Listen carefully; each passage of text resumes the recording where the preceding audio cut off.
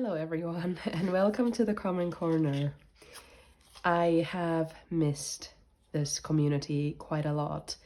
I really miss talking to you all and keeping you updated on my life through my notebooks. Since the last video, for those of you who watch regularly, I got quite ill. In the past month or so, I first had a cold, and then I was able to make the last video, and a few days after the last video I developed a cough, and that lasted for over a week, and it's still kind of happening. But I had a nice coughing session before filming this video in an attempt to not have to cough while I'm doing it. So yes, I'm still struggling with it a little bit, but I think it's kind of on its way out. Anyway, so videos have been very inconsistent, and I've really missed doing them. But any of you who do watch regularly, welcome back, and I am happy to be talking to you again. I don't have a specific agenda for you today. I just wanted to very briefly update you on my pages, update you on life through my notebooks, tap a little bit on a little change that I've made in my daily pages as a result of reading the notebook A History of Thinking on Paper, and then also touch on these two A6 notebooks, which I'm going to start with. These are the freebie A6 notebooks that you get whenever you got a book from Hobonichi in the 2025 launch. So I have these three at the moment. I believe that this one came with my Avex, and this one with my, actually I think it was this one that came then with my Weeks, and then I think this one came with my partner's Avec, but then he let me have it, so that was very kind of him. These are actually my favorites from the four options. I think I like this one maybe the most. I really enjoy the colors and the little bats, but this is the one that I'm kind of saving to use later on. I mentioned that this is my Overflow book in the 2025 Techokaigi video, I believe. That's when I kind of mentioned it.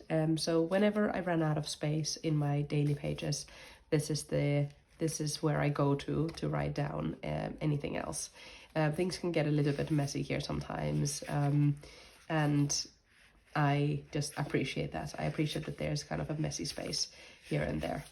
So yeah, this gets used up, I think, quite slowly, because it's not so often that I run out of space in my daily pages.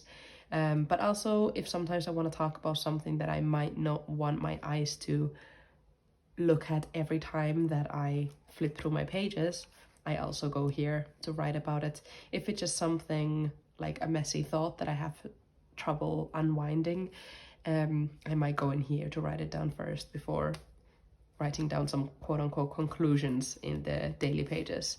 And I just use one of these Matahop Pentel, not a marker, gel pens here, because it's very satisfying to write with a thick pen. It's a 1mm pen, so I find it quite satisfying somehow. I got these from Hong Kong when I was there in October, and I've been loving them ever since. And this one usually kind of travels in my backpack, and I rarely take it out, so it's kind of always there with me whenever I might need it. And then this one I've only started using in February. This one lives by my bedside table, or on my bedside table, and it is my dream journal #1. I just wrote it here on some white pen, so that if in the future I have a collection of dream journals, then I can identify which one was started first. I just made some decoration here, just made sure to outline when it was started. I put some kind of dream related sticker here and a bit of decoration. I wrote that this book is for the reminiscing, wondering and remembering, and for making sense of my mind and paying attention to me, and then having coffee afterwards. And I have my Midori guy here, Oji-san, I think his name is. This stamp was released as part of the Oji-san 30th birthday with Midori, and he is doing a pour over coffee, and I love pour over coffee or filter coffee. That is my favorite way to have coffee, kind of from the day to day. So I put it here as well, and here as well. Enjoy writing down your dreams. Please just add a date and time. So I don't have any other quote unquote requirements for the logging. I just want it to be as easy as possible. But even oftentimes I haven't been able to write the date and the time because when I wake up and I remember a dream that I've just had, I just roll over and grab this journal and just note down whatever I can remember. And you can notice that even from the handwriting that it's I kind of just about can scribble down my thoughts. Here I have another sticker and it says take care and sleep well. This sticker, I actually want to mention who it is by. I believe I have a one of these business card folders. I just want to make sure that I give good credit because she's a very small sticker maker. Oh yes, Anna Glassman is who the sticker is by. Just wanted to mention that. I find it very useful to keep like business cards from sticker makers and creators so that I can reference them whenever needed. This is not something that I fill in every day because I often don't remember my dreams, but I am noticing that I'm getting better at remembering my dreams the more that I write them down. And I think there's only been maybe 6 or 7 days out of 1 month that I've been able to remember them enough to write them down and also have a bit of time in the morning to write them down right as I wake up.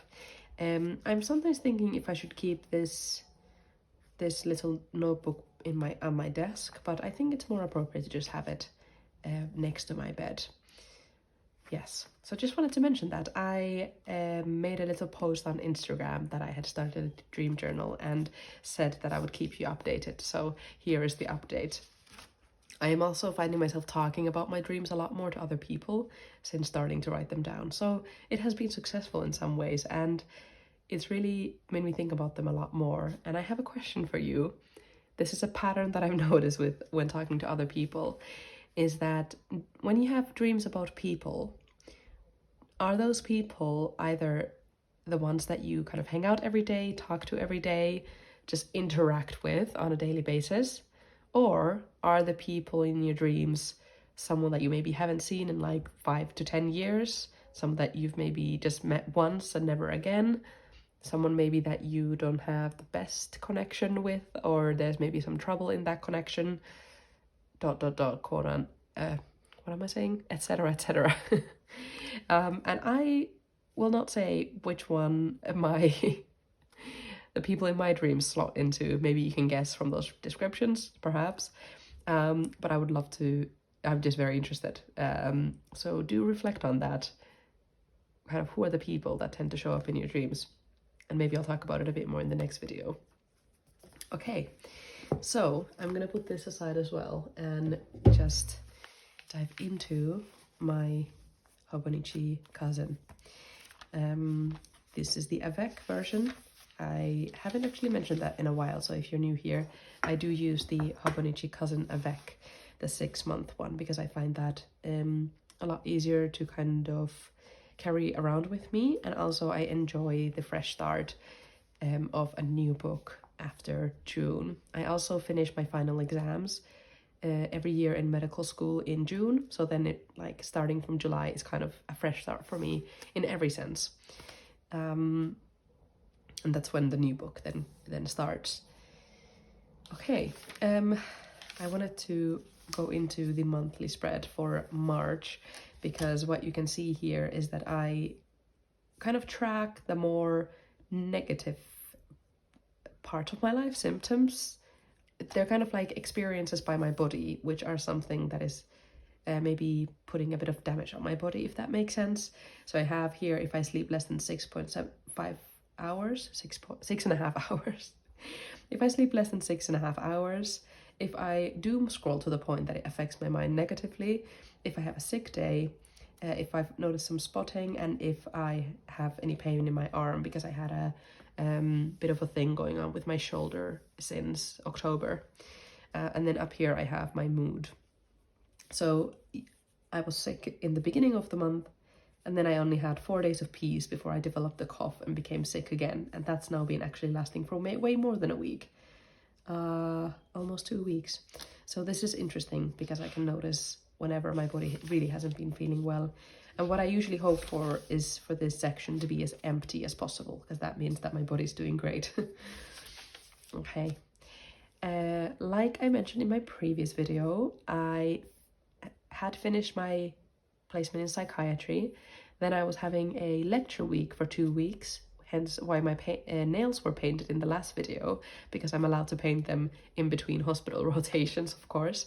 But now I've started a hospital rotation again, so my nails are no longer painted.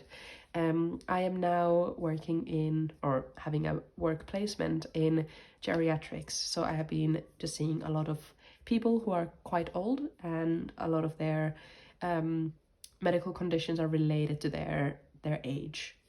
I'm specifically on a ward where they have had a fall, and we're trying to kind of figure out the causes of the falls while we're treating them as well. So I'm actually about to go there in about 10 minutes-ish or so. So I don't have a lot of time to talk today, but this is a very busy week, so I think this is the only time that I would have a chance to talk with this week. Hence, I'm here enjoying a catch-up with you after lunch.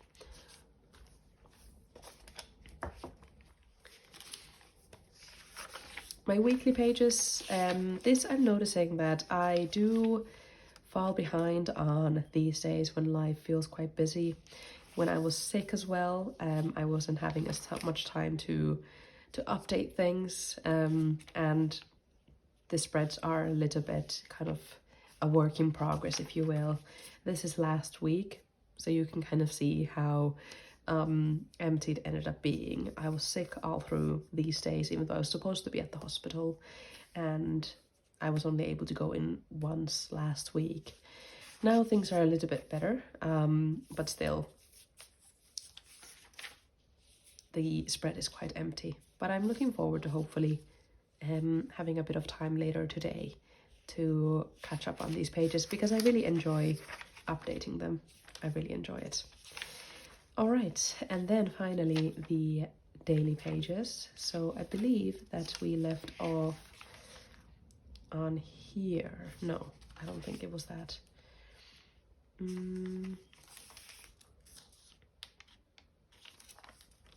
I think you saw my March cover page, and I mentioned how I've been doing a bit of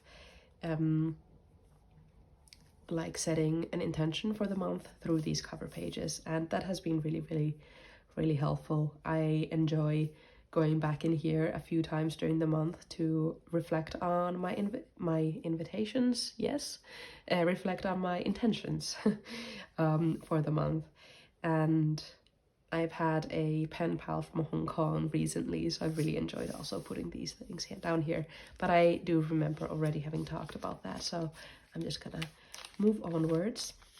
This month, because I have been ill so much, the backfilling that usually gets done a few days after the day has happened hasn't been done.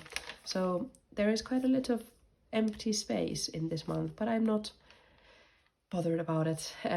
It gives an honest story of what has been happening. Here I have a day of rest and enduring illness. It's empty because of that. I did put down a sticker from Megan, a printable sticker, and I did a bit of watercoloring to add some color here. That wasn't my original intention, but one day I got my watercolors out and I was kind of just looking for things to watercolor, and I saw this and I just added a bit of color to it. I think that's okay, hopefully, but it turned out to be very cute. It was a fun activity to like watercolor something while I was ill.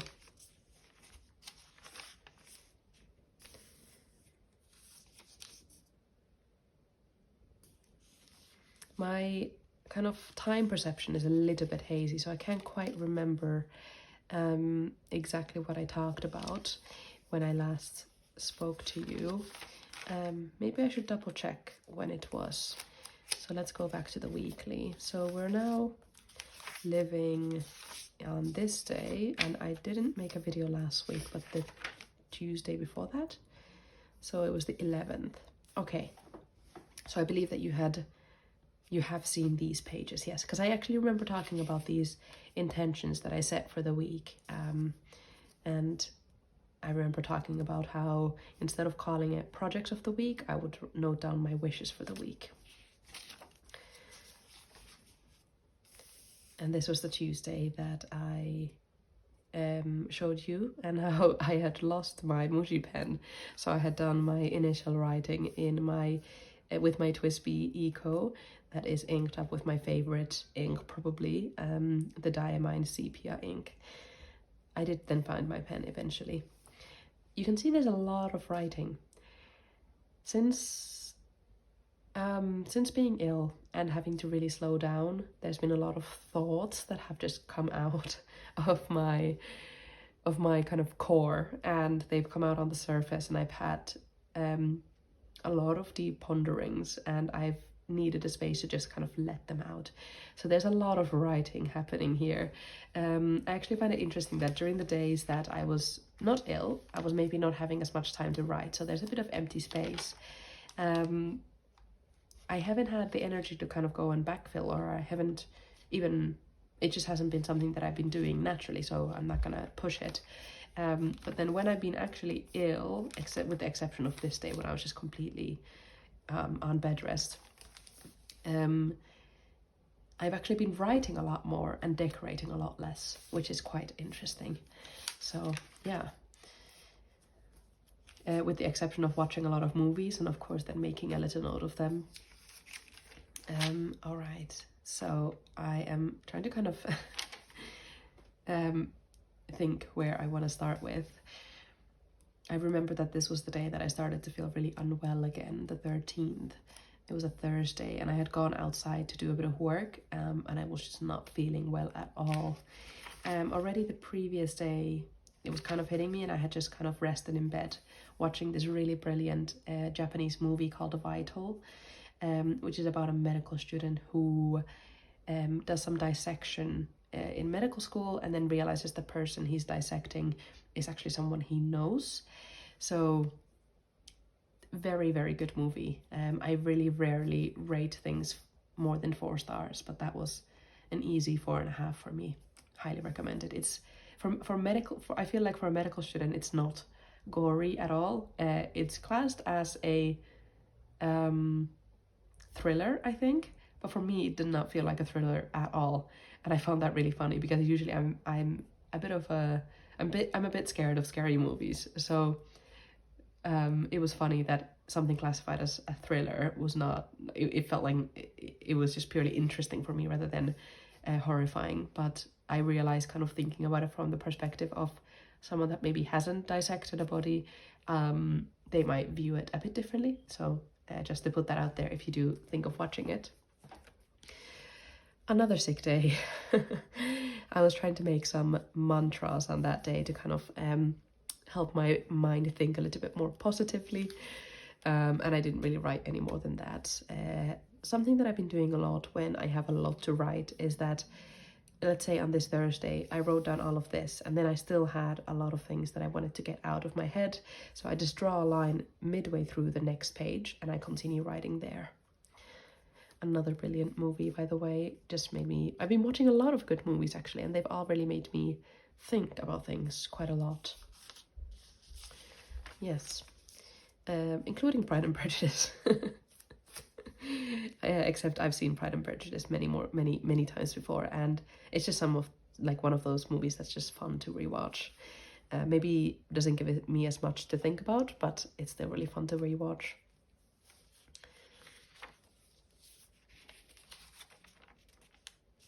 Resting once again, and I put down some stickers of me having a bit of coffee, even though I often don't have the same appetite for coffee when I'm ill. But it was like something good that I had done for myself for that day. And then also resting on the sofa with my plants. It was a really sunny day, as you can see here, and I put all of my plants into the sunshine, and it was just really nice to sit on the sofa and like rest and look at the plants kind of bathing in the sunlight. And I realized that I do a lot of good things for my plants, and I've been trying to do similar things for myself as well. I'm quite good at taking care of them. So I try to kind of direct the same level of care to myself as well. Oh gosh, last Monday I was really not feeling it at all. I was having a horrible day. Whenever my physical body is severely ill, I really feel it in my head as well. I'm not good at kind of upkeeping a positive attitude when my body is sick.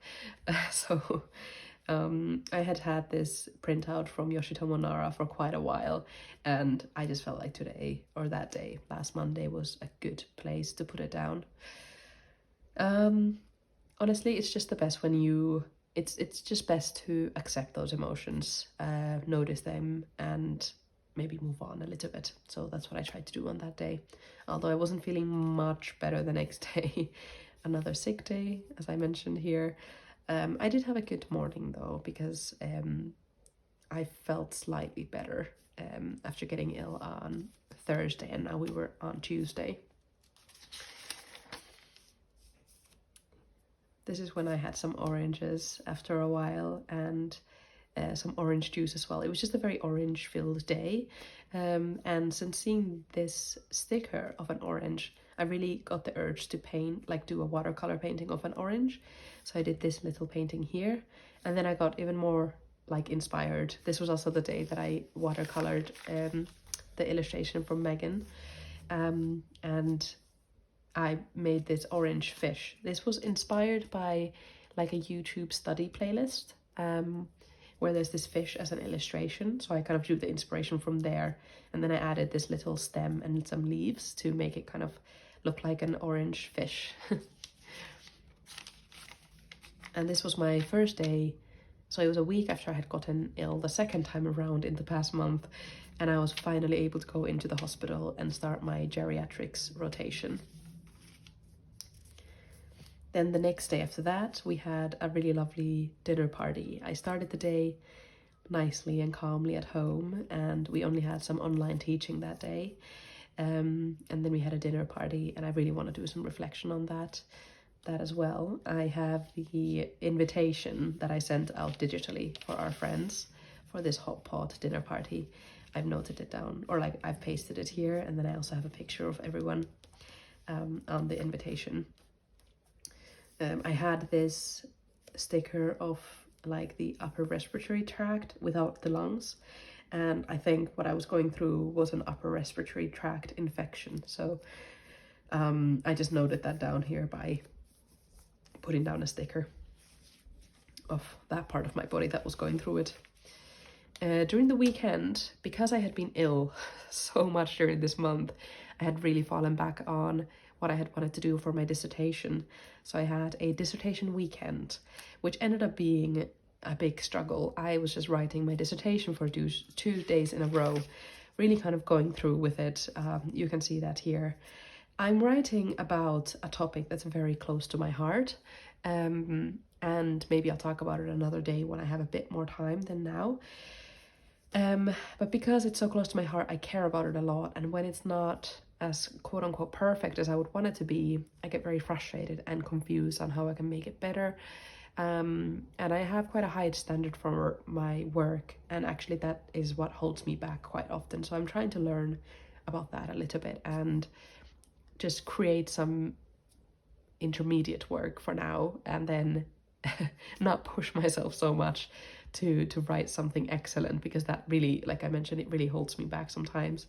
So I've learned a lot about that aspect of things and that aspect of academic work recently. Goodness, yeah, it has not been too easy. I continued once again from this page to the next page, and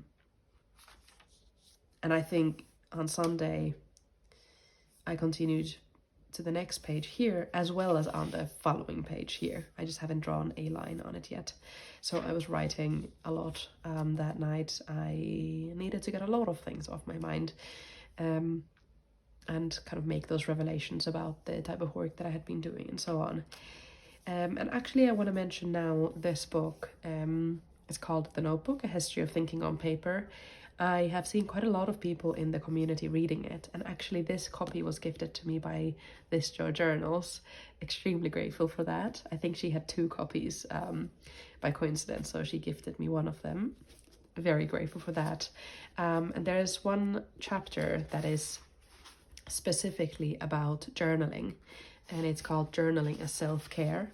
And I thought that it was a really interesting experiment that was mentioned here, done by Jamie Penbaker in Florida. And some of you might know I used to live in Florida for 5 years, so when I started reading this, I kind of got attached to that aspect of things as well. And what he did is an experiment where he took 2 groups of people, and one of them, he asked them to write about your very deepest thoughts and feeling about the most traumatic experience of your entire life. In your writing, I'd like you to really let go and explore your very deepest emotions and thoughts. Might try this trauma to your childhood, your relationship with others, etc., etc. So for one of the groups, he asked them to kind of really delve in on kind of their deepest thoughts and emotions and whatever is linked to that. And then the other person, or other group of people, he asked to just kind of write about some general experiences or things that they're kind of doing during their day. So the control group was asked to write for the same period about their daily routine or other superficial topics. And this experiment was only done for 3 days. What he found is that the people who were writing about their very deepest emotions and thoughts for 3 days in a row had very positive effects on their physical health, meaning that there was way less visits to the doctor, for example, and they ended up using less aspirin, which used to be the kind of most common pain medication back then. So basically there was like a positive correlation with writing about your deepest thoughts and your most negative experiences of your life. And then the ones that just wrote about their superficial life, they just continued kind of having the same amount of health issues and continued to visit the doctor for the same amount of times that they used to before.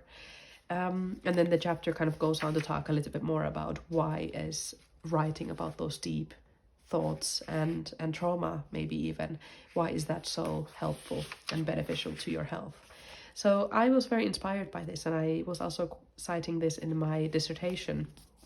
And as a result of that, I started to write about things a little bit more deeply. I do really like memory keeping, but something that I have started to do recently is write about those really kind of deep emotions and thoughts and revelations about myself, maybe things that aren't always related to the best days of my life. And I have been finding it very interesting. I'm not sure yet if that's going to lead to me, I don't know, like some really severe health benefits. Severe is not a good word, but like, I'm not sure yet if it's going to lead to some significant health benefits. But I have for sure noticed that there is kind of this increased level of awareness to myself once I've started to do that. So I just wanted to share that a little, I guess, sneak peek into this book if you're interested in reading it. It is a really, really, really good book. There's definitely parts that I am not as interested in, but also some brilliant kind of, how should I put it? Some brilliant insights into keeping notebooks in general. So those are the parts that I kind of enjoy the most.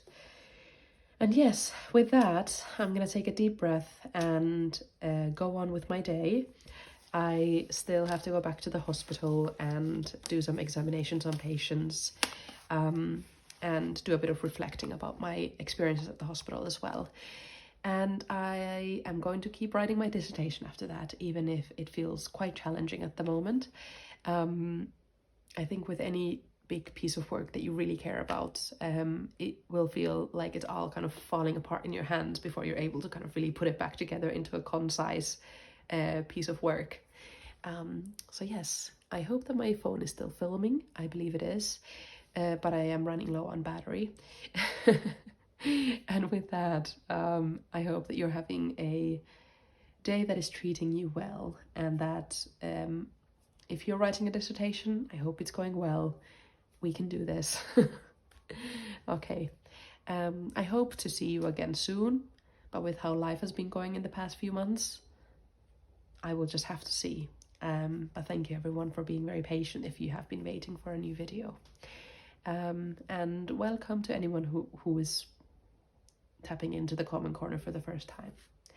Okay, with that, I shall love you and leave you. Bye bye.